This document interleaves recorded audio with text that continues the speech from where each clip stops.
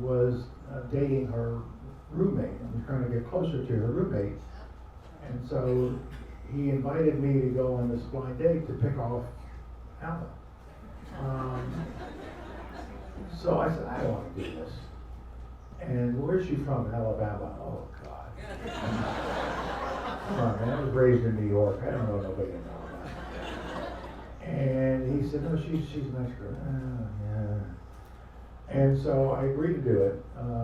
Walked into this apartment in Boston near the University of Massachusetts on Marlborough Street. And there she was. She was adorable. And so her side of the story is she wanted no part of a blind date with a soldier. And as she tells it, as soon as I walked in and she saw this, what she called this fresh-faced kid, she ran into the bathroom and washed all the junk she put on her face off and just put a little lipstick on. And that was the beginning in roughly November of 1961. And we started dating, and we dated for about 8 or 9 months. Everything's going fine. I had met her mother, she had met my parents. And then I got orders to go to Vietnam. And I said to her, this is early August of '62, well, I'm sorry, I gotta go to the war. Gotta go. And I'll be gone for a year, and I hope you're all right. And she said, say that again? I said, well, I'll be gone for a year, we'll write. And she said, no, you don't understand. We're 25. And if that's all this means to you, then it's best we decide that now.